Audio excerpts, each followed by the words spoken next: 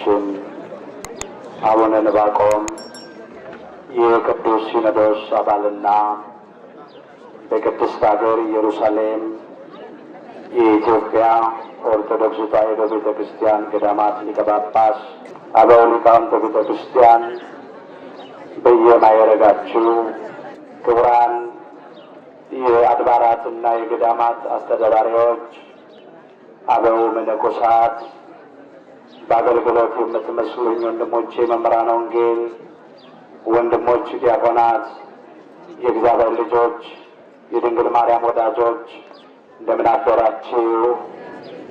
በቸርነቱ ሳይገባን የኃጢአታችንን ብዛት የሰውነታችንን ክፋት ተመልክቶ ሳያጠፋን ዕድሜ ለንስሐ ሰጥቶ ሁላችንንም ከአራቱም ማዕዘናት ወደዚች ወደ ቅድስት ሀገር ወደ ኢየሩሳሌም በተለይም ወደዚህ አምላካችን ጌታችን መድኃኒታችን ኢየሱስ ክርስቶስ ለድኅነት ዓለም ለቤዛ ዓለም ወደ ተሰቀለባት ወደ ቀራንዮ የሰበሰበን የአባቶቻችን የቅዱሳን አምላክ የሰራዊት ጌታ እግዚአብሔር ስለማይነገረው ስጦታው ክብርና ምስጋና ይግባው። በቅድሚያ እግዚአብሔር አምላካችን ሁላችንን በቸርነቱ ጠብቆ እንኳን ለብርሃነ ስቅለቱ በዓል በሰላምና በጤና አደረሰን አደረሳችሁ። እስቲ ያደረሰንን አምላካችን እግዚአብሔርን ከልብ በሆነ ምስጋና ሁላችንም እናመስግነው። እግዚአብሔር አምላካችን ምስጋናችንን ይቀበልልን። እናታችን የእመቤታችን የቅድስተ ቅዱሳን የድንግል ማርያም የወላዲተ አምላክ ረድኤትና በረከት ለዘላለም በሁላችን ላይ አድሮ ይኖር። የምስጢር ባለቤት እግዚአብሔር አምላካችን ለሁላችንም ምስጢሩን ገልጦ ያስተምረን። ገብረ ሰላም በመስቀሉ በመስቀሉ ሰላምን አደረገ። በመስቀሉ ሰላምን ሰራ። በመስቀሉ ሰላምን መሰረተ። በሚኖረን ጊዜ እንደ እግዚአብሔር አምላክ ቅዱስ ፈቃድ የምንማርበት የትምህርታችን ርዕስ ይህ ይሆናል። ይህንን ታላቁ የቤተ ክርስቲያናችን ሊቅ ፈልፈለ ማህሌት እንዚራ ለቤተ ክርስቲያን ጾመ ልሳን ተብሎ የሚጠራው አባታችን ኢትዮጵያዊ ቅዱስ ያሬድ በዜማው አንስቶታል። ገብረ ሰላም በመስቀሉ ትንሣኤው አግሃደ። እነሆ ሰላምን በመስቀሉ ሰራ፣ መሰረተ፣ ትንሣኤውንም ገለጠ እያለ ዘምሯል። እኛም ዛሬ በዚህ ርዕስ እንማራለን። የሰላም አምላክ፣ የሰላም አለቃ፣ የሰላም አባት፣ የሰላም ንጉሥ አምላካችን ጌታችን መድኃኒታችን ኢየሱስ ክርስቶስ በዕለተ ዓርብ በቀራንዮ መስቀል ላይ ተሰቅሎ ሰላምን መስርቷል፣ ሰላምን ሰርቷል፣ ሰላምን አድርጓል። ከዚህ ተነስቶ ነው ይሄንን የተናገረው በመዝሙሩ። ጥቂት ነገር ወደ ኋላ መለስ ብለን እናነሳለን። አበው ነገር ከስሩ ውሃ ከጥሩ ይላሉና አዳምና እኛ ልጆቹ በኃጢአት በበደል ምክንያት ገነትን የምታክል ቦታ እግዚአብሔርን የሚያክል ጌታ አጥተን እንኖር ነበረ። በመርገመ ሥጋ በመርገመ ነፍስ፣ በሞተ ሥጋ በሞተ ነፍስ፣ በርደተ መቃብር በርደተ ሲኦል ተይዘን እንጨነቅ ነበረ። በሥጋ ሞቶ ወደ መቃብር መውረድ፣ በነፍስ ሞቶ ወደ ሲኦል መውረድ የሞት ነበረብን። ማንም ከዚህ ሊያድነን አልተቻለውም ነበረ። ሰላም ያጣነውን፣ ረፍት ያጣነውን ለ5500 ዘመን በዲያብሎስ አገዛዝ ስንጨነቅ፣ ስንረገጥ፣ ስንጠቀጠቅ የነበርነውን እኛን ሊያድነን ነው ከቅድስት ሥላሴ አንዱ አካላዊ ቃል እግዚአብሔር ወልድ በባህሪ አባቱ በእግዚአብሔር አብ ፈቃድ፣ በባህሪ ሕይወቱ በእግዚአብሔር መንፈስ ቅዱስ ፈቃድ፣ በራሱም በእግዚአብሔር ወልድ ፈቃድ ከሰማይ ሰማያት የወረደው ከቅድስተ ቅዱሳን ከድንግል ማርያም ከሥጋዋ ሥጋ ከነፍሷ ነፍስ ነስቶ በተዋሕዶ ከብሮ ከእሷ ተወልዶ የተገለጠው ነቢየ እግዚአብሔር ቅዱስ ኢሳይያስ ይህን እንደዚህ አድርጎ አንስቶት ነበረ። በትንቢተ ኢሳይያስ ምዕራፍ 9 ቁጥር 6 ጀምሮ እነሆ ሕፃን ተወልዶልናልና አለ፣ ወልድም ተሰጥቶናልና አለ፣ አለቅነት በጫንቃው ላይ ይሆናል፣ ስሙም ድንቅ መካር፣ ኃያል አምላክ፣ የሰላም አለቃ። የምን አለቃ? የሰላም አለቃ፣ የዘላለም አባት ተብሎ ይጠራል ብሎ ይህን አንስቶታል። ሕፃን ተወልዶልናልና አለ። ስለ አምላካችን ስለ ጌታችን ስለ መድኃኒታችን ስለ ኢየሱስ ክርስቶስ አስቀድሞ የተናገረው ትንቢት ነው። ገና አምላካችን ኢየሱስ ክርስቶስ ከመቤታችን ከቅድስተ ቅዱሳን ከድንግል ማርያም ከመወለዱ ከ700 ዘመን አስቀድሞ በእምነት መነጽር እየተመለከተ የተናገረው ቃል ነው። ይህንን ሊቃውንቱ ደረቅ ሐዲስ ይሉታል። በብሉይ ኪዳን ሆኖ በአዲስ ኪዳን ይፈጸም ዘንድ የነበረውን ነገር ልክ እንደተፈጸመ አድርጎ ተናገረው። ሕፃን ተወልዶልናልና ሲል ያኔ ገና አምላካችን ኢየሱስ ክርስቶስ አልተወለደም። ነገር ግን ይወለድ ዘንድ ነበረውና ይሄ ሳይሆን አይቀርምና እግዚአብሔር ላይ ያደርግ አይናገርም፣ ከተናገረ ያደርጋል። ቃሉ በምድር ላይ አይወድቅም፣ ሐሰት ለባህሪው አይስማማውምና እንደተፈጸመ አድርጎ ተናገረው።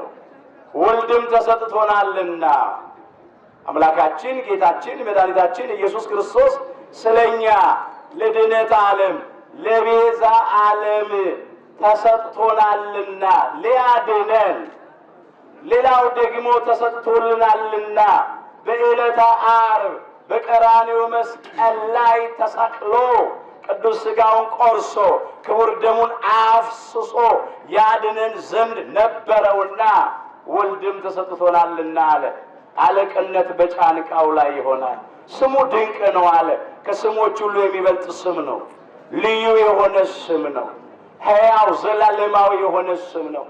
ድል አድራጊ አሸናፊ የሆነ ስም ነው። ስሙም መካር አለ። ኃያል አምላክ ኤልሻዳይ ነው።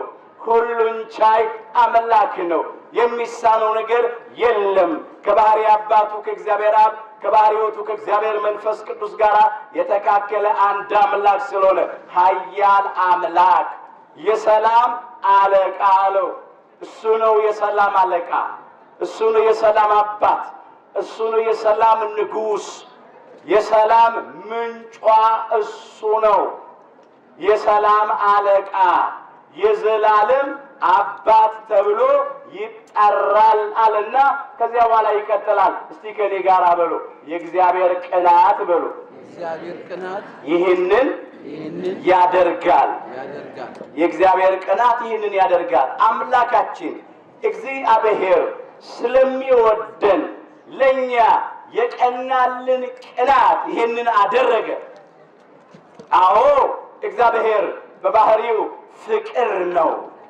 በእኛ ላይ ያለው ዓላማም ፍቅር ብቻ ነው። አምላካችን እግዚአብሔር በገዛ ፈቃዱ ወዶናል፣ ይወደናል። እኛ ሳንወደው እሱ አስቀድሞ ወዶናል፣ ይወደናል። እንዲያው ያለምንም ቅድመ ሁኔታና መስፈርት ወዶናል፣ ይወደናል። አምላካችን እግዚአብሔር ኃጢአተኞች ሳለን እንኳን ወዶናል፣ ይወደናል። ጠላቶቹም ሳለን ወዶናል፣ ይወደናል። ወረት በሌለበት በማይቀዘቅዝ በጥላቻ በማይለወጠው በዘላለም ፍቅር ወዶናል፣ ይወደናል። ስለወደደንም ደግሞ ራሱን አሳልፎ ሰጥቶልናል እግዚአብሔር ወልድ ኢየሱስ ክርስቶስ። ለዚህ ነው እንዲህ ተብሎ የተጻፈው በእርሱ የሚያምን ሁሉ የዘላለም ሕይወት እንዲኖረው እንጂ እንዳይጠፋ እግዚአብሔር አንድያ ልጁን እስኪሰጥ ድረስ ዓለሙን እንዲሁ ወዷልና ይላል የዮሐንስ ወንጌል ምዕራፍ 3 ቁጥር 16 ላይ በእርሱ የሚያምን ሁሉ የዘላለም ሕይወት እንዲኖረው ለዘላለም እንዳንሞት ለዘላለም እንዳንጠፋ በነፍሳችን ማለት ነው። የሥጋ ሞትማ ለማንም አይቀርም ወገኖቼ።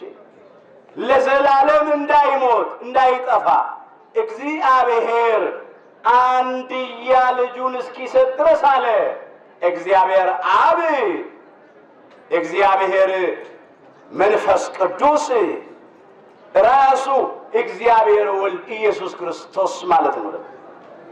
በእግዚአብሔር አብ ፈቃድ በባህሪ አባቱ በእግዚአብሔር አብ ፈቃድ በባህሪ ሕይወቱ በእግዚአብሔር መንፈስ ቅዱስ ፈቃድ በራሱም በእግዚአብሔር ወልድ ፈቃድ ለድህነተ ዓለም ለቤዛ ዓለም በዕለተ ዓርብ በዚህ በቀራንዮ ኮረብታ እነሆ በዕፀ መስቀል ላይ ታልፎ ስለተሰጠልን ነው እግዚአብሔር አንድያ ልጁን እስኪሰጥ ድረስ ዓለሙን እንዲያ ወዷልና አለ።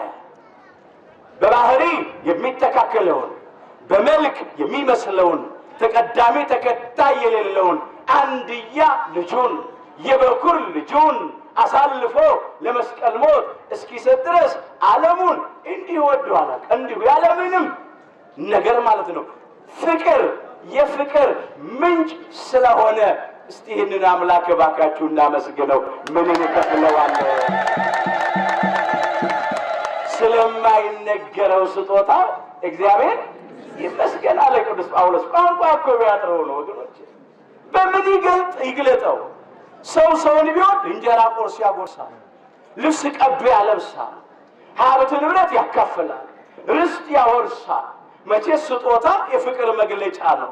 ፍቅር ከሚገለጥባቸው መንገዶች መካከል አንዱ ስጦታ ነው። ሰው እንዳቅሙ ይሰጣል። የኛ አምላክ ግን የሰጠን መተኪያ መለኪያ የሌለውን ስጦታ፣ ውድ ስጦታ፣ የመጨረሻ ስጦታ ራሱን ለመስቀል ሞት አሳልፎ ሰጠ። አልቦ ዘያቢ ወይሄይስ እምዝ ፍቅር ይላል። ከዚህ የሚበልጥና የሚሻል ፍቅር የለም። የዮሐንስ ወንጌል ምዕራፍ 15 ቁጥር 13 ላይ ከዚህ የሚበልጥና የሚሻል ፍቅር የለም። ማንም እንዲህ አይነት ስጦታ ሊሰጠን አይችልም። ልዩ ስጦታ ነው። ከአእምሮ በላይ የሆነ ስጦታ ነው። ያውም እኮ ለወዳጅ የተሰጠ ስጦታ እንዳይመስላችሁ፣ ለጠላት የተሰጠ ስጦታ እኮ። ጠላቶቹ ሳለን ነው ራሱን የሰጠን። ኃጢአተኞች ሳለን ነው ራሱን የሰጠን። የማይገባን እኮ ነው።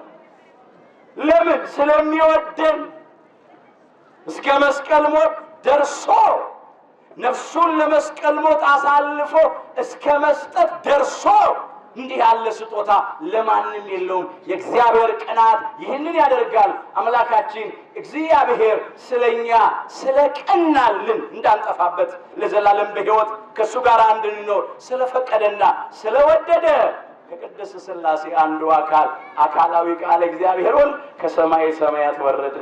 የእግዚአብሔር ቅናት ይህንን ያደርጋል። ከቅድስተ ቅዱሳን ከድንግል ማርያም ከሥጋዋ ሥጋ ከነፍሷ ነፍስ ነስቶ በቤተልሔም ዋሻ በከብቶች በረት ተወለደ። በግርግም ላይ ተኛ፣ በቅጠልና በጨርቅ ተጠቀለለ። በኪሩቤል ላይ የሚቀመጥ በነፋስ ክንፍ የሚበር ማንም ሊቀርበው በማይችል ብርሃን የሚኖር እሳተ መለኮት የሆነ አምላክ ወደ ግብፅ በረሃ ተሰደደ። ከተሰደድንበት ከሲኦል አዳምና እኛ ልጆቹን ነፃ ሊያወጣ ቀስ በቀስ በሥጋ አደገ። 30 ዘመን ሲሞላው በዮርዳኖስ ማል በዮሐንስ እጅ ተጠመቀ። ሳይውል ሳያድር ዕለቱን ወደ ገዳመ ቆሮንቶስ ገባ።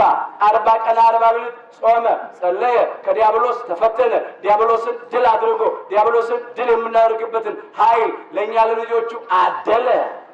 ሕሙማነ ሥጋን በእጁ ተአምራት፣ ሕሙማነ ነፍስን በቃሉ ትምህርት እየፈወሰ ተመላለሰ። በጸሎተ ሐሙስ ምሽት ታልፎ ተሰጠ።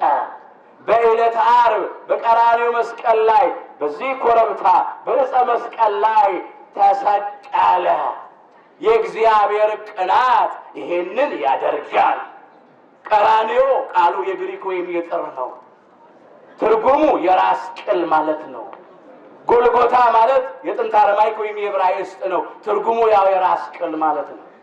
በዚህ አሁን በቆምንበት ስፍራ በቀራንዮ ባለንበት ስፍራ ማለት ነው። እዚህ ላይ የተሰቀለው ጌታችን በዚህ ስፍራ የአዳም ራስ ቅል ተቀብሮ ነበር። ከቦታ ሁሉ መርጦ እዚህ የተሰቀለው ለዚህ ነው። አስተውሉ ወገኖች፣ እንዲሁ አይደለም። በድንገት የሆነ ነገር የለም። በአጋጣሚ የሆነ ነገር የለም። በውበት ነው ሁሉ የተከናወነው። ነገርን ሁሉ በሉ በጊዜው ውብ አድርጎ ሰራው። መጽሐፈ መክብብ ምዕራፍ 3 ቁጥር 11 ላይ እውነት ነው። ነገርን ሁሉ በጊዜው ውብ አድርጎ ሰርቶታል። እንደ እንግዳ ደራሽ፣ እንደ ውሃ ፈሳሽ፣ እንደ ወፍ ዘራሽ የሆነ ነገር የለም። በውበት ነው የተከናወነው። በዚህ በቀራንዮ አዳምና እኛ ልጆቹን ፍለጋ ተሰቀለ። የእግዚአብሔር ቅናት ይሄንን ያደርጋል ማለት እንደዚህ ነው። እግዚአብሔርስ ንጉሥ ውእቱ ቅድመ ዓለም ወገብረ መድኃኒተ በማእከለ ምድር አለ አባታችን ክቡር ዳዊት። የዳዊት መዝሙር 73 ቁጥር 12 ላይ የዘመረው ቃል እግዚአብሔርስ ከዓለም አስቀድሞ ንጉሥ ነው አለ። በባህሪው ሞት የሌለበት፣ በመንግስቱ ሽረትና እልፈት ለውጥ የሌለበት ነግሣይል በባህሪው ንጉሥ የዘላለም ንጉሥ ነው። እግዚአብሔር ግን ከዓለም አስቀድሞ ንጉሥ ነው አለ።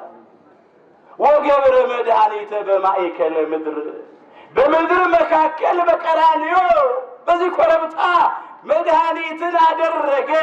መድኃኔ ዓለም ኢየሱስ ክርስቶስ መድኃኒተ ሥጋ ወነፍስ ነውና ከሥጋም ደዌ ከነፍስም ደዌ ሊያድነን በዚህ በቀራንዮ መስቀል ላይ ተሰቀለ።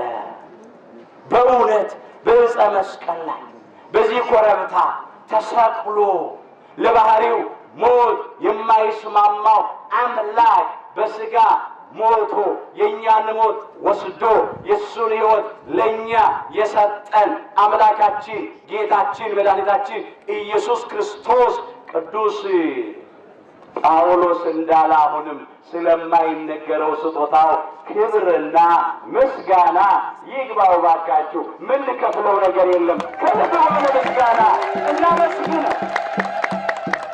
የእግዚአብሔር ቅናት ይህንን ያደርጋል።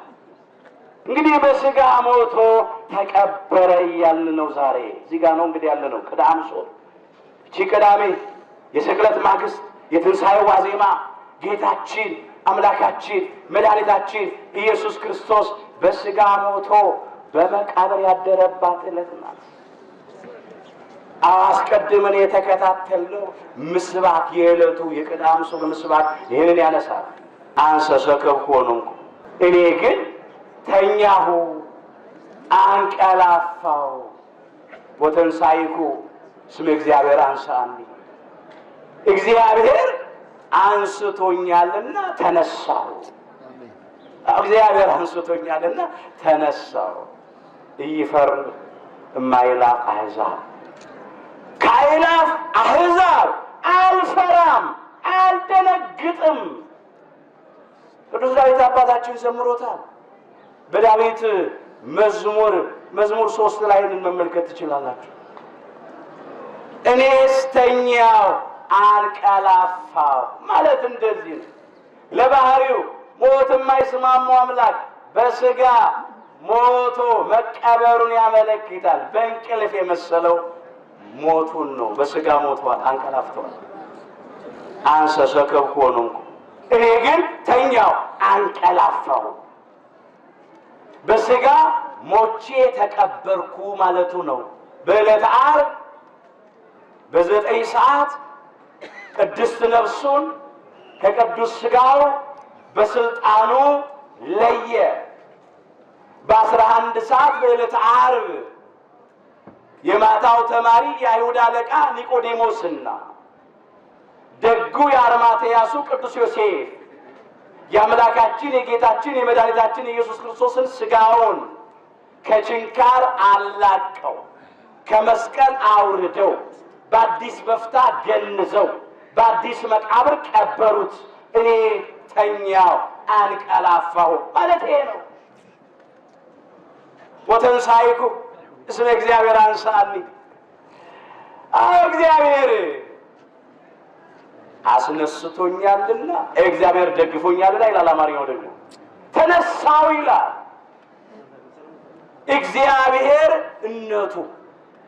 እግዚአብሔርነቱ ማለት ነው እንጂ እግዚአብሔር ወልድን እግዚአብሔር አብ አስነሳው ለማለት አይደለም። አደራችሁ እግዚአብሔርነቱ አስነሳው። የባህሪ አምላክ ነው፣ የባህሪ ጌታ ነው፣ የባህሪ ፈጣሪ ነው፣ የባህሪ መድኃኒት ነው። ከባህሪ አባቱ ከእግዚአብሔር አብ ከባህሪ ሕይወቱ ከእግዚአብሔር መንፈስ ቅዱስ ጋር የተካከለ አንድ አምላክ ስለሆነ እግዚአብሔር ወልድ ኢየሱስ ክርስቶስ እኔና አብ በሉ አንድ ነን። የዮሐንስ ወንጌል ምዕራፍ 10 ቁጥር 30 ላይ ተመዝግቧል። እኔና አብ አንድ ነን ያለ በስልጣን በመለኮት በባህሪ በህልውና በአገዛዝ በመንግስት ይሄንን ሁሉ በመሳሰለው አንድ አምላክ አብ ወልድ መንፈስ ቅዱስ ዘላለም ቅዱስ ሥላሴ አንዱ ከአንዱ አይበልጥም፣ አንዱ ከአንዱ አያንስም። አንዳንዶች ጥሬ ቃሉን ይዘው እግዚአብሔር ደግፎኛልና ነቃው ተነሳው የሚለውን ይዘው አይ እግዚአብሔር አብ እኮ ነው ያስነሳው እንጂ በራሱ ስልጣን የለውም ፍጡር ነው ብለው የተሰናከሉ ሰዎች አሉ። እግዚአብሔር ልብ ይስጣቸው። ስለማያውቁ ነው ወገኖች። እዚህም እኮ ያሉት የዮሴፍ ልጅ ብለው ሩቅ ብእሲ እኮ ብለው ነው ሰቅለው የገደሉት። አንዱ የክሱ ምክንያት እኮ ምን መሰላችሁ? እንዴት እግዚአብሔር አባቴ ነው ይላል ነበር። ምን አለ እዚህ ይላችኋል። ያንን ከ38 ዓመት ጀምሮ በደዌ ዳኛ በአልጋ ቁራኛ እንደ ትኋን ተጣብቆ ይጨነቅ የነበረውን ሰው ተነሳና አልጋህን ተሸክመ ሂድ ብሎ ፈወሰው። ከዛ ምን አለ? አባቴ እስከ ዛሬ ይሰራል እኔም ደግሞ እሰራለሁ አለ። ምን ተባባሉ? እንዴት ራሱን አስተካክሎ እግዚአብሔር አባቴ ነው ይላል። ስለዚህ አብዝተው ሊገርሉት ፈለጉ ነው ያለው። አንዱ ምክንያት ተሰናክለውበታል። የዮሴፍ ልጅ አይደለምን ብለው ከተሰናክለው አሁንም እግዚአብሔር ከመሰናክል ያድነን። አሜን። ነብይ በገዛ ሀገሩ አይከብርም። በቤተልሔም ተወለደ፣ በናዝሬት አደገ፣ በመካከላቸው እየተመላለሰ በእነሱ ቋንቋ በዕብራይስጡ በጥንት አረማይኩ እየተናገረ አስተማረ። የእጁን ታምራት አሳየ። ግን ናቁት፣ አልተቀበሉትም፣ ሰቅለው ገደሉት። እስካሁንም ብዙዎቹ አይቀበሉትም። አለመታደል እኮ ነው። ከሞኝ ደጃፍ ሞፈር ይቆረጣል። ምን ሞፈር ብቻ ሕይወት ነው እንጂ መድኃኒት ነው እንጂ ሞፈር ብቻ አይደለም እኮ ከዚህ የሚታፈሰው ሞፈር ቀንጥር ብቻ መሰላችሁ? ሕይወት የሕይወት ምግብ አምላካችን ጌታችን መድኃኒታችን ኢየሱስ ክርስቶስ የሕይወት መጠጥ አምላካችን ጌታችን መድኃኒታችን ኢየሱስ ክርስቶስ ከቅድስተ ቅዱሳን ከድንግል ማርያም ተወልዶ የተገለጠ ዓለሙንም ያዳነ የጸራቢ ዮሴፍ ልጅ አይደለምን? እናቱስ ማርያም ትባል የለምን? ብለው ተሰናከሉ። የሚረዳን የሚያድነን የሚታደገን ነፃ የሚያወጣን ሰው ቢጠፋ አምላካችን ሰው ሆነና ሰው አደረገን። ሰው ሆኖልን ከኃጢአት በስተቀር በነገር ሁሉ ሰው ሆኖልን ሰው ያደረገን አምላካችን ጌታችን መድኃኒታችን ኢየሱስ ክርስቶስ ስለማይነገረው ስጦታው ክብርና ምስጋና ይግባው። ሰው ደግሞ የሆነልን ሰው በጠፋበት ዘመን ሰው ሆና ከተገኘችው ከቅድስተ ቅዱሳን ከድንግል ማርያም ተወልደው ነው። ሰው እኮ አልነበርም። አዳምና ልጆቹ በሙሉ በበደል በኃጢአት በመርገም በርኩሰት ውስጥ ነበርን። ሰው ባልነበረበት ጊዜ ሰው አዘጋጀልን። ቅድስተ ቅዱሳን ድንግል ማርያም ወላዲተ አምላክን አዘጋጀ። ምክንያት ድህናት ዓለም ሁሉ በሷ ምክንያት እንዲድን ማለት ነው። መሰረተ ሕይወት ናት። የሕይወት መሰረት ናት። ከአባታችን ከአባ ሕርያቆስ ጋር እንዲህ ብለን እናመሰግናታለን፣ እናወድሳታለን። ኦ ማርያም በእንተዝ ናፈቅረኪ ወናብየኪ እስመ ወለድኪ ለነ መበላ ጽድቅ ዘበአማን ወስቲ ሕይወት ዘበአማን አላት። ማርያም ሆይ አለ፣ ስለዚህም እንወድሻለን፣ ከፍ ከፍም እናደርግሻለን። እውነተኛውን የጽድቅ መብልንና እውነተኛውን የሕይወት መጠጥ ወልደሽልናልና አላት። ክብርና ምስጋና ውዳሴ ለቅድስተ ቅዱሳን ለድንግል ማርያም ለወላዲተ አምላክ ይሁን። በአምላክ ልቡና ታስባ ትኖር የነበረች ሁለተኛ ሰማይ የተባለች በነቢያት አንደበት በብዙ ምሳሌ የተመሰለች ትንቢት የተነገረላት ሱባኤ የተቆጠረላት ጸጋን ሁሉ የተሞላች አምላካችን ጌታችን መድኃኒታችን ኢየሱስ ክርስቶስን በድንግልና ጸንሳ በድንግልና ወልዳ የሰጠችን አዝላ የተሰደደች በማስተማሯ ያልተለየች በመስቀሉ ስር በሐዋርያውና በወንጌላዊው በቅዱስ ዮሐንስ ወንጌላዊ በኩል ከአምላካችን የተሰጠችን የጸጋ ስጦታችን ሽልማታችን አክሊላችን ክብራችን ሞገሳችን ናት ቅድስተ ቅዱሳን ድንግል ማርያም ወላዲተ አምላክ። አዎ በእውነት አቁራሪተ መዓት መዓትን የምታርቅ ምራገ ጸሎትን የምታሳርቅ ሰዓሊተ ምህረት ከልጇ ከወዳጇ ምህረትን የምታሰጥ መዝገቡ ለቃል የአካላዊ ቃል የእግዚአብሔር ወልድ መዝገቡ ማኅደረ መለኮት እሳተ መለኮትን 9 ወር ከ5 ቀን በማኅፀኗ የተሸከመች እመብርሃን የብርሃን እናት እመብዙሃን የብዙሃን እናት በጸጋ እናታችን ስለሆነች ቤዛዊተ ዓለም ናት ቅድስተ ቅዱሳን ድንግል ማርያም ወላዲተ አምላክ እናት ሰጥቶናል። ክብር ምስጋና ለአምላካችን ለእግዚአብሔር ይሁን። ራሱን ሰጠ፣ እናቱን እናት ትሆነን ዘንድ ሰጠን። ነዋ ወልድኪ ብሎ ነያምከ ብሎ እነሆ ልጅሽ ብሎ እነኋት እናትህ ብሎ ቅዱስ ዮሐንስ ወልደ ነጎድጓድ እኛን ወክሎ በዚህ በቀራንዮ ኮረብታ እመቤታችንን ከጌታችን ተቀብሎልናል። ነዋ ወልድኪ እነሆ ልጅሽ ሲል እነሆ ልጆችሽ እያለን ነው።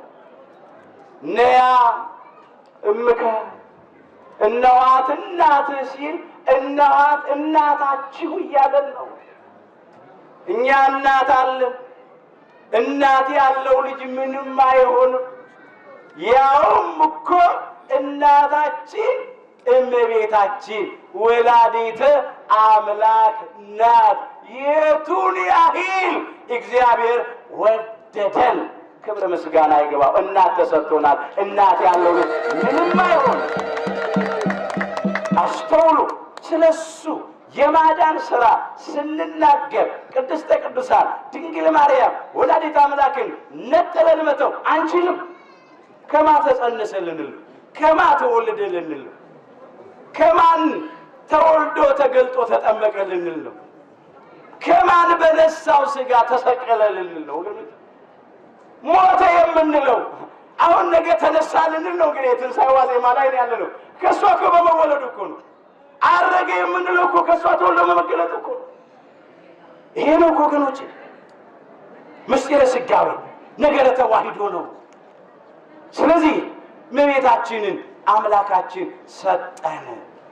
እግዚአብሔር አስነስቶኛልና ተነሳው ነቃው ሲል እግዚአብሔርነቱ ማለት ነው እንጂ እግዚአብሔር አብ እግዚአብሔር ወልድን አስነሳው ማለት አይደለም። ይህንን ማስተዋል ያስፈልጋል። ለአብ ያለው ሁሉ በሉ የኔ ነው። የዮሐንስ ወንጌል ምዕራፍ 16 ቁጥር 15 ላይ ለአብ ያለው ሁሉ የወልድ ነው። ለዚህ ነው ይህንን ያነሳው። እይፈርህ እማይላፍ አሕዛብ ከብዙ አሕዛብ አልፈራም ማለት ለጊዜው እንዲህ ማለት ነው። አምላካችን ጌታችን መድኃኒታችን ኢየሱስ ክርስቶስን ክፉዎች ሰቅለው ገደሉት። ከዚያ በኋላ ደግሞ እንዳይነሳ መቃብሩን በሰራዊትና በመሳሪያ ላስጠበቁ። ቅድም ወንጌሉ ሲነበብ ሰምተናል። የማቴዎስ ወንጌል ምዕራፍ 27 ቁጥር 62 ጀምሮ ሁላችን ተከታተለናል። ያሳቻሉ በባህሪ እውነት የሆነውን አምላክ በሶስተኛው ቀን እነሳለሁ ሲል ሰምተናልና ነገ ደግሞ ተነሳ ብለው በትምህርታቸው ህዝቡን እንዳያስከትሉ በውሸት ቃል አሉ። ስለዚህ መቃብሩን አስጠብቅ አሉት። ሄደ ወደ ጲላጦስ። ያኔ እስራኤላውያን በሮማውያን ቀኝ ግዛት ስር ነበሩና አስጠብቅ አሉት። ከዚያ እናንተ እንደ ሕጋችሁ እንደ ልማዳችሁ አስጠብቋል።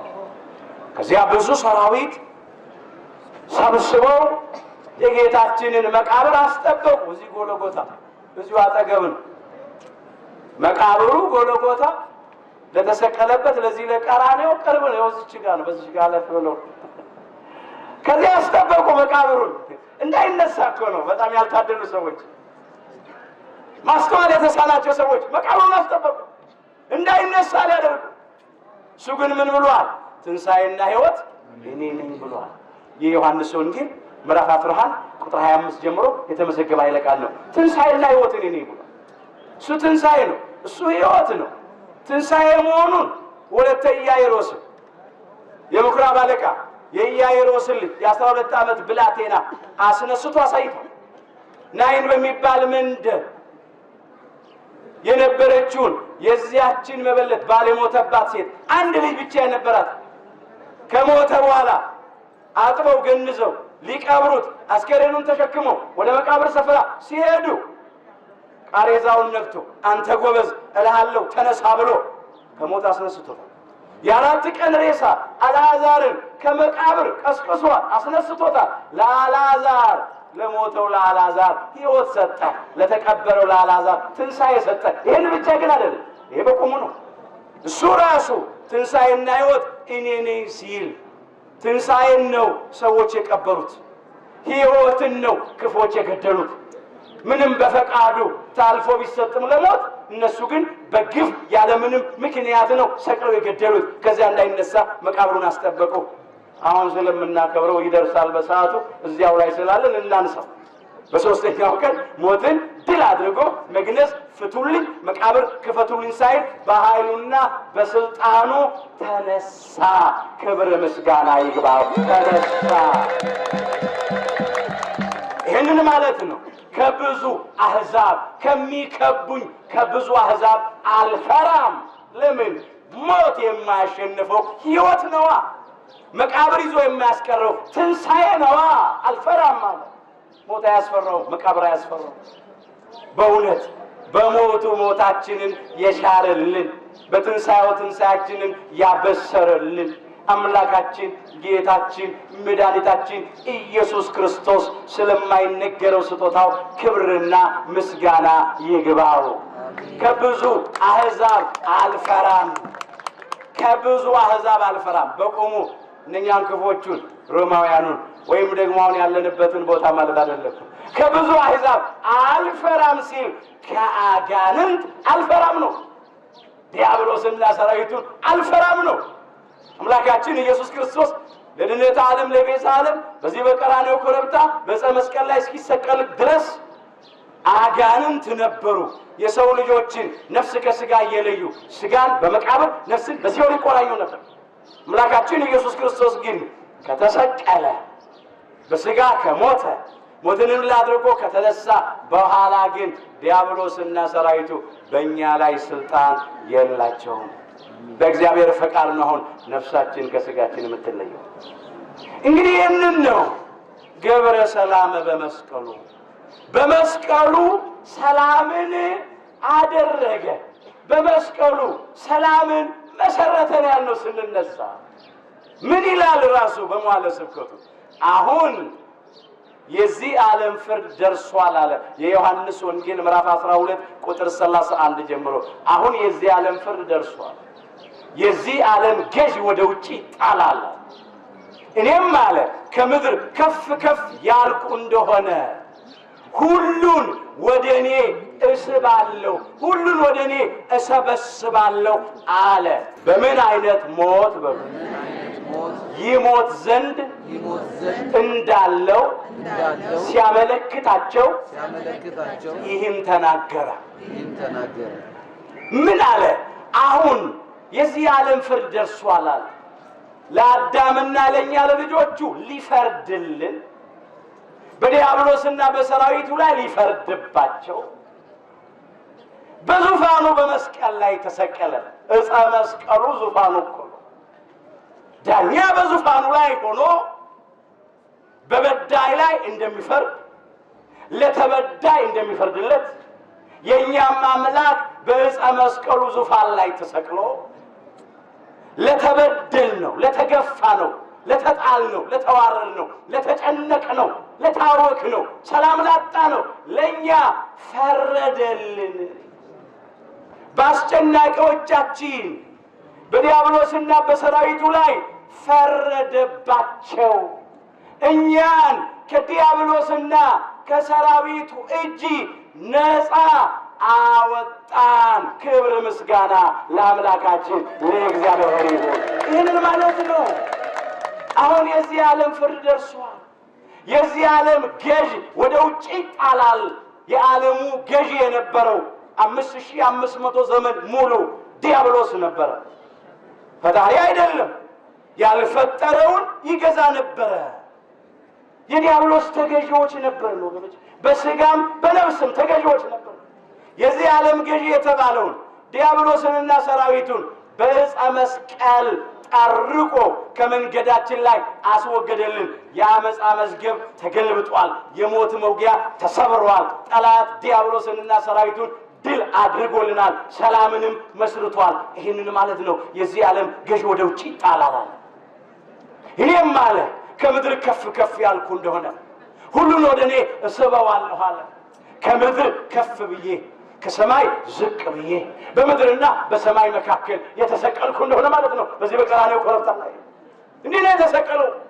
ከምድር ከፍ አለ፣ ከሰማይ ዝቅ አለ፣ በዕፀ መስቀል ላይ ተሰቀለ። ሁሉን ወደ ራሱ ሊስብ፣ የጠብን ግድግዳ ሊያፈርስ ገብረ ሰላም በመስቀሉ ማለት እኮ ነው። ገብረ ሰላም በመስቀሉ ምድራውያንን የሰው ልጆችንና እግዚአብሔርን አስታረቀ። ታረቀን ከባህሪ አባቱ ከእግዚአብሔር አብ ጋራ፣ ከባህሪ ሕይወቱ ከእግዚአብሔር መንፈስ ቅዱስ ጋራ፣ ከራሱም ከእግዚአብሔር ወልድ ከኢየሱስ ክርስቶስ ጋራ ታረቀን፣ አስታረቀን። በሰው ልጆችና በእግዚአብሔር መካከል የነበረውን የጸብ ግድግዳ አፈረሰው። ይህንን ማለት ነው አፈረሰው። ከምድር ከፍ ብሎ ከሰማይ ዝቅ ብሎ ተሰቅሎ፣ ሌላው በምድራውያን በእኛ በሰው ልጆችና በሰማያውያን በመላእክት መካከል የነበረውንም የጸብ ግድግዳ አፈረሰው። ይህንን ማለት ነው ከምድር ከፍ ከሰማይ ዝቅ ብሎ። ሌላው እነሆ በዕፀ መስቀል ላይ ተሰቅሎ እጆቹን ለችንካር ዘርግቶ በሕዝብና በአሕዛብ መካከል የነበረውንም የጸብ ግድግዳ አፈረሰው። የሚገርም ነው። እርሱ በሉ እርሱ ሰላማችን ነውና፣ ሰላማችን ነውና፣ እሱ ምናችን ነው? ሰላማችን ነው። ኤፌሶን ምዕራፍ 2 ቁጥር 14 ላይ ተመዝግቧል። ሁለቱን ያዋሃደ ይላል። ሕዝብና አሕዛብን ያዋሃደ አንድ ያደረገ፣ በመካከል ያለውንም የጸብ ግድግዳ በስጋው ያፈረሰ ይላል። በዕፀ መስቀል ላይ ተሰቅሎ በመካከል የነበረውን የጸብ ግድግዳ አፈረሰው ማለት ነው። አፈረሰው። ጥልንም በመስቀሉ ገድሎዋል። መለያየትን፣ ጸብ ክርክርን በመስቀል ላይ ተሰቅሎ አጠፋው ሲል ነው። የጸብን አባት ዲያብሎስን በዕፀ መስቀል ላይ ተሰቅሎ ድል አደረገው ማለት ነው። ጥልንም በመስቀሉ ገድሎ በእርሱ ሁለታቸውን ከእግዚአብሔር ጋር ያስታርቅ ዘንድ አንድ ያደርግ ዘንድ ነው ያለው። ሰላምን መሰረተ፣ የጸብን ግድግዳ አፈረሰ። መስቀል በተባለ አዳምና እኛ ልጆቹ ክብር ባገኘንበት፣ ዲያብሎስና ሰራዊቱ ባፈሩበት፣ በድላችን አርማ፣ በነፃነታችን ምልክት፣ በቅዱስ መስቀሉ ማለት ነው። መስቀል በተባለ በመከራ መስቀሉ ነው፣ በሞቱ ነው፣ በመስዋዕትነቱ ነው። ስለኛ ሲል የተቀበለው መከራ፣ የተሰቃየው ስቃይ፣ የተንገላታው እንግልት ሁሉ መስቀል ይባላል። ሞቱ ራሱ መስቀል ይባላል። በመስቀሉ ሰላም አደረገ ማለት እንዲህ ነው። በመስቀሉ ሰላም መሰረተ ማለት እንደዚህ ነው። መስቀል ዲያብሎስ ድል የተደረገበት ነው። ጥል የተወገደበት ነው። የጠብ ግድግዳ የፈረሰበት ነው። ሰላም የተመሰረተበት ነው። የሰው ልጆችና እግዚአብሔር፣ የሰው ልጆችና መላእክት፣ ሕዝብና አሕዛብ፣ ሥጋና ነፍስ የታረቁበት አንድ የሆኑበት ነው። መስቀልን የሚጠላ ጥንተ ጠላታችን ሰይጣን ዲያብሎስ ብቻ ነው። ስለተሸነፈበት፣ ድል ስለተደረገበት። ዛሬ ያልታደሉ መናፍቃን ተጠራጣሪዎች መስቀል ይጠላሉ። መስቀል አይወዱም። ወደው አይደለም የሚጫወትባቸው እርኩስ መንፈስ ሰይጣን ዲያብሎስ ነው። እግዚአብሔር ልቡና ሰጥቶ ይመልስልን። ጥልን በመስቀሉ ገደለ፣ ለሰው ልጆችም ሰላምን አደለ እኮ ነው የሚለው። ለዚህ ነው ገብረ ሰላም በመስቀሉ ያለው። አንድ ነገር ላንሳና የዕለቱን ነገር ባጭሩ ጠቁሜ ልለፍ። ቆላስይስ ምዕራፍ 1 ቁጥር 19 ጀምሮ በእርሱም በኩል ይላል በመስቀሉ ደም ሰላም አድርጎ ይላል። በመስቀሉ ደም ምን አድርጎ? ሰላም አድርጎ። መስቀሉ የራሱ የሆነ ደም የለው። በዕፀ መስቀል ላይ ባፈሰሰው በክቡር ደሙ ሰላም አድርጎ። ለዚህ ነው ገብረ ሰላም በመስቀሉ ያለው የምንለው መጽሐፍ ነው። በመስቀሉ ደም ሰላም አድርጎ በምድር ወይም በሰማያት ያሉትን ሁሉ ለራሱ እንዲያስታርቅ ፈቅዷል። በምድር ያለነው የሰው ልጆችንና በሰማይ ያሉትን ሰማያዊ መላእክትን ለራሱ እንዲያስታርቅ ፈቅዷል ያለው ይሄ አስታረቀ። ሰላምን መሰረተ፣ አንድ አደረገ። በዕፀ መስቀል ላይ ተሰቅሎ የሰላም አምላክ፣ የሰላም አለቃ፣ የሰላም አባት፣ የሰላም ንጉሥ ኢየሱስ ክርስቶስ ሰላምን መስርቷል። አሁን የጸብ ግድግዳ ፈርሷል። ሕዝብ፣ አሕዛብ፣ ጨዋ፣ ባሪያ፣ የተገረዘ፣ ያልተገረዘ፣ አይሁዳዊ፣ ግሪካዊ ማለት የለም። ሁሉም በክርስቶስ አዲስ ሰው ሆኗል። አንድ ሆነናል። ስለዚህ ይህንን ማስተዋል ያስፈልጋል ወገኖች። አሁን ይህንን በዓል ስናከብር ስናስብ የዘር ግድግዳ ፈርሷል፣ ሰላም ተመስርቷል። የሰላም ሰዎች እንሁን፣ የእርቅ ሰዎች እንሁን፣ የፍቅር የይቅርታ ሰዎች እንሁን። ሕዝብና አሕዛብ እንኳን በመስቀሉ አንድ ሆነዋል፣ በክርስቶስ አንድ ሆነዋል። እሱ ያፈረሰውን የጸብ ግድግዳ እኛ እንደገና አንገንባ። እባካችሁ አፍርሶታል። ውድ ዋጋ ከፍሎ ነው ያፈረሰው። ውድ የመጨረሻ ዋጋ ከፍሎ ነው ያፈረሰው፣ ሰላምን መልሶ የሰጠን። ስለዚህ በሰላም እንኑር፣ በፍቅር እንኑር፣ በይቅርታ እንኑር። ሁሉም አንድ ሰው ነው የሚለው፣ ሁሉም አዲስ ሰው ሆኗል ነው የሚለው። ልዩነት የለም። አሁን ቋንቋን እያነሳን፣ ቆዳ ቀለምን እያነሳን፣ ጾታን እያነሳን፣ ሌላ ነገር እየደረደርን መለያየት፣ መበላላት፣ መነካከስ አይገባንም። መስቀል መስቀል የሚሆነው ይሄ በዓለ ስቅለቱ፣ ይሄ ደግሞ የቅዳም ሱሩ በዓል፣ የምስራቹ ቀን በዓል የሚሆነው የትንሣኤው በዓል የሚሆነው ስንኖርበት እኮ ነው። ልማድ ብቻ አይደለም። አሁን አንዳንዶቻችን ተለያይተናል፣ ተጣልተናል፣ ተባልተናል፣ እየተነካከስን ነው። እጅግ በሚያሳዝን ሁኔታ ሰላም የለንም፣ ፍቅር የለንም፣ እርቅ አላደረግንም። ታዲያ መቼ ሰላሙ ገባ? መቼ ፍቅሩ ገባ? መቼ ነገረ መስቀሉ ገባ? ነው ወገኖቼ። ጥሩ ነው ዜማው፣ ደስ ይላል። አሁን ስንወረወረውን ቅድም ወደት እያደረግን በዚህ በቀራንዮ የታደል ኢትዮጵያውያን፣ በተለይም የኢትዮጵያ ኦርቶዶክሳዊ ተዋሕዶ ልጆች በቅድስት ሀገር በኢየሩሳሌም እንዲህ ያለ ርስት በዋናው ቦታ እግዚአብሔር ሰጠን። ክብር ምስጋና ይግባው። ምን አይነት እድለኞች ነን ወገኖች። ገብረ ሰላም በመስቀሉ አልኩ ትንሣኤ ዋጋ ዳን ሰላምን በመስቀሉ መሰረተ፣ አደረገ፣ ሰራ። ትንሣኤውንም ገለጠ፣ አሳየ አልን እኮ። ደስ ይላል እኮ። አሁን እኛ ተነስተን ትንሣኤውን እናክብር፣ እንነሳ። አንዳንዶቻችን በመለያየት ተቀብረናል፣ በጎጠኝነት ተቀብረናል፣ በቁማችን በዘብ በክርክር ተቀብረናል፣ ሞተናል። እግዚአብሔር ለሁላችን ትንሣኤ ይስጥ። ለሀገራችን ለኢትዮጵያና ለሕዝቧ ትንሣኤ ይስጥ። ትንሣኤውን በእውነት ትንሣኤ የሚያደርገው ተነስተን ስናከብሩ ነው።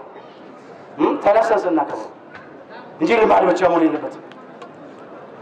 እንግዲህ ይህች ዕለት ቅዳም ሶር ትባላለች።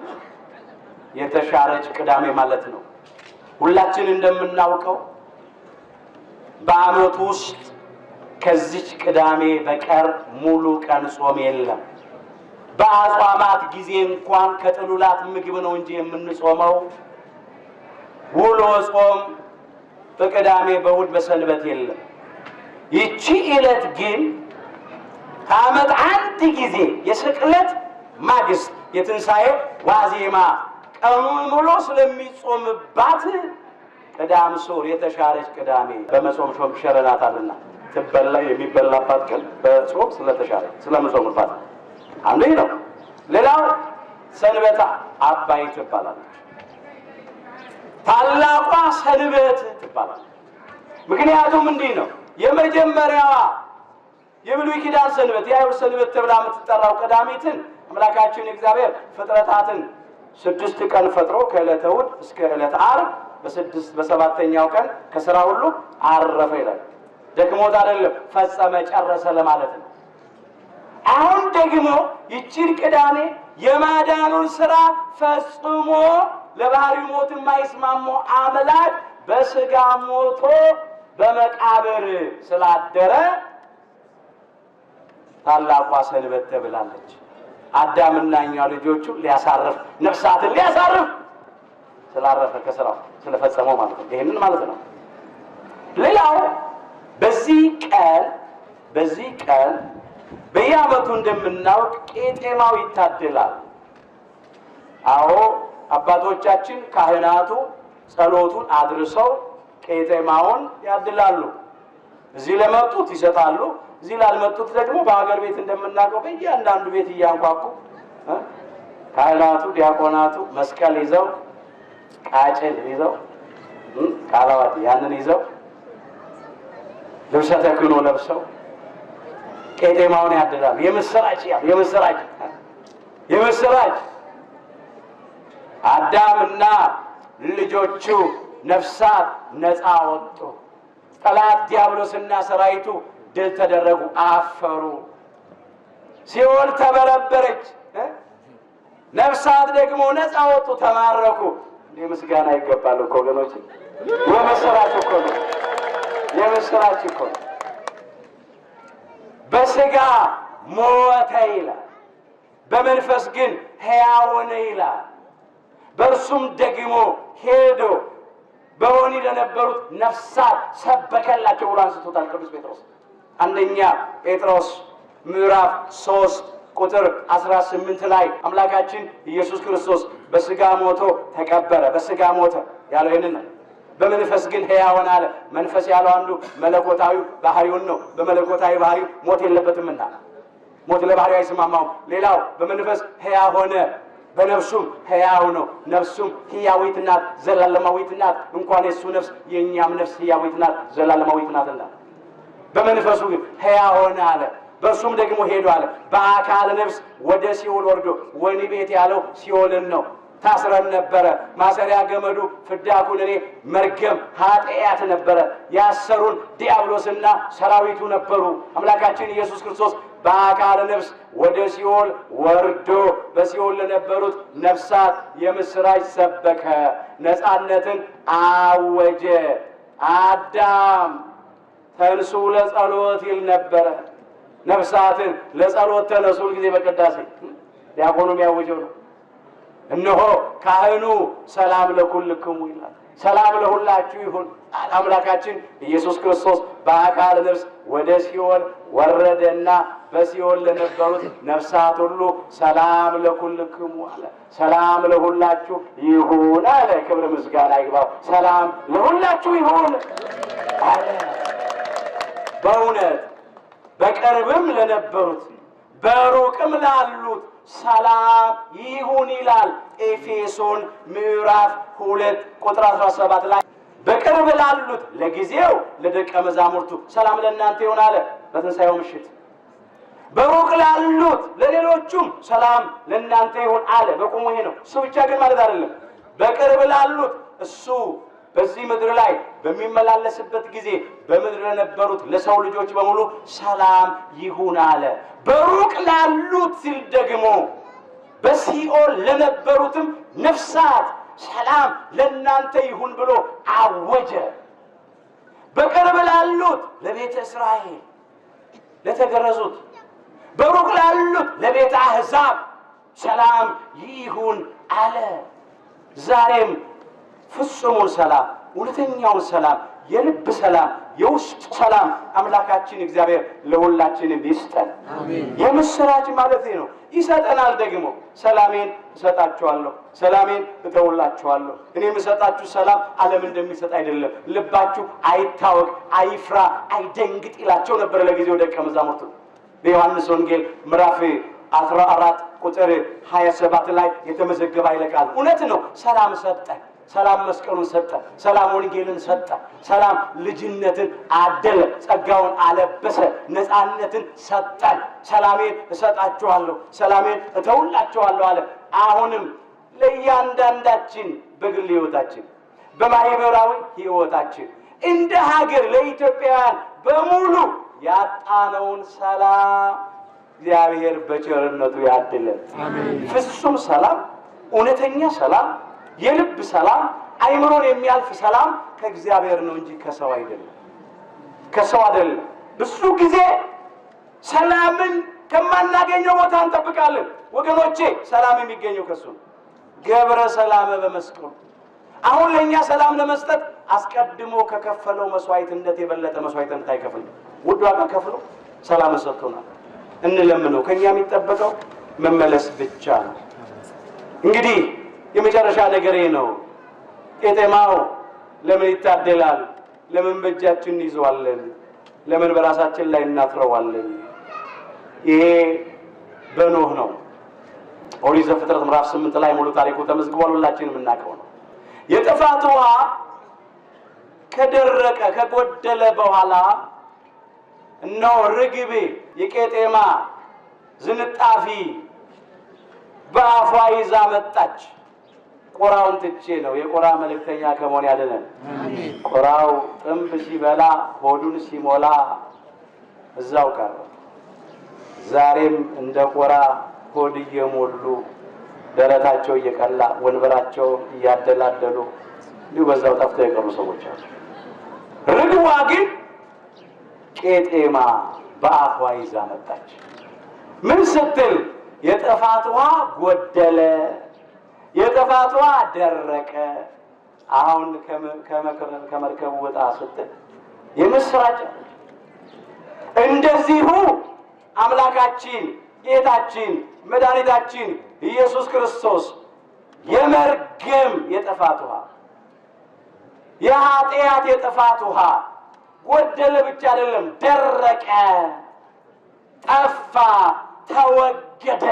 ከመርገመ ሥጋ ከመርገመ ነፍስ አድኖናልና፣ ከሞተ ሥጋ ከሞተ ነፍስ አድኖናልና፣ ከርደተ መቃብር ከርደተ ሲኦል አድኖናልና፣ ከዲያብሎስና ከሰራዊቱ እጅ ነፃ አውጥቶናልና የምስራች ሲሉ ነው ቄጤማውን የሚያድሉት ካህናቱ። እኛም በእጃችን ይዘን ለክብሩ የምንዘምረው፣ በራሳችን ላይ ስናስረው ደግሞ አክሊለ ሦክን እያሰብን ነው።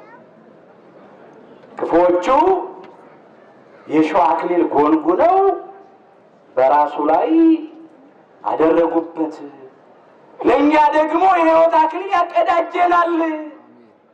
አዎ የክብር አክሊል ያቀዳጀናል፣ የብርሃን አክሊል ያቀዳጀናል ስንል ቄጤማውን ራሳችን ላይ እናስረዋለን። እንግዲህ ፍጹሙን ሰላም፣ እውነተኛውን ሰላም አምላካችን እግዚአብሔር ለሁላችን ያድለን። ገብረ ሰላም በመስቀሉ ሁላችንን የሰላም ሰዎች ያድርገን። ሰላም የሚገኘው የበደሉን ይቅር በማለት ነው። ሰላም የሚገኘው የበደልነውን ሰው ይቅርታ በመጠየቅ ነው። እርቅ በማድረግ ነው። ስለ ሰላም መስበክ ጥሩ ነው። ስለ ሰላም መዘመር ጥሩ ነው። ስለ ሰላም ማንበብ ጥሩ ነው። ስለ ሰላም ርግብ መልቀቅ ጥሩ ነው። በዚህ ብቻ ግን ሰላም አይመጣም። ብዙ የሰላም ስምምነት ፊርማዎች ተፈርመዋል። ፊርማው ሳይደርቅ ጦርነቱ ይቀጥላል። ስለ ሰላም ብዙ ርግቦች ተለቀዋል። ብዙ መዝሙሮች ተዘምረዋል። ብዙ ሰልፎች ተደርገዋል፣ እየተደረጉ ነው። ይሄ ብቻውን ሰላም አያመጣም፣ ሞኝነት ነው። ግን በትልልቁ በአማረ ጽሑፍ ስለ ጻፉት በባነር ላይ ሰላም አይመጣም። ሰላም ከልብ ነው። ሰላም ከውስጥ ነው። የሰላም ሰዎች እንሁን። ሰላምን እንሻ፣ እንከተል። ሰላምን መሻት መከተል በመጀመሪያ የበደሉን ሰዎች ይቅርታ ማለት ነው። የበደልናቸውን ሰዎች ይቅርታ መጠየቅ ነው። ያን ጊዜ ሰላም ይመጣል። በእውነት የምንመኘውን ሰላም ሁልጊዜ በቅዳሴው ሰላም ለኩልክሙ ወብዝጊዜ ሰላም ለእናንተ ሁልጊዜ። ግን እንኳን ከውጭ ዛሬ ውስጥም እንኳን አንዳንዶቻችን ሰላም የለም። እርስ በርስ ተለያይተናል። በጣም በሚያሳዝን ሁኔታ ለዓለም የሰላምን ወንጌል የምንሰብክ እኛ ሰላም አጥተን እንጨነቃለን። እኛ ቤት ውስጥም እኮ የበሽታ ገብቷል። አንዳንድ ምዕመናን ዘንድ አያድርስ ነው። አንዳንድ አገልጋዮች ዘንድ ያልገባን አገልጋዮች የሰላሙን የምስራች ቃል መስበክ መናገር ሲገባን ጸብ እየዘራን ጎጠኝነት እየዘራን ተገኝተናል። ከዲያቆናት ውስጥ ይገባናለን፣ ከካህናት ውስጥ ይገባሉ፣ ከመነኮሳት ውስጥ ይገባሉ። ሰው ያወቀው ፀሐይ የሞቀው አደባባይ ምስጢር ነው። ዛሬ እግዚአብሔር እነኚህን ምስኪኖች ሳያውቁ እዛ ውስጥ የገቡትን ጎትቶ ያውጣልን።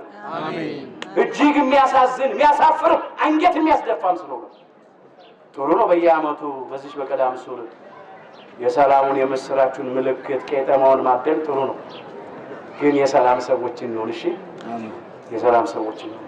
እግዚአብሔር ሰላሙን ይስጠን። አሜን። እንግዲህ ደግሞ ለብርሃነ ትንሣኤው ዋዜማ ላይ ያለነው ለምሽቱ ሰዓት ያድርሰን። እግዚአብሔር በቸርነቱ ሁላችንን ፍጻሜ ያሳምርልን።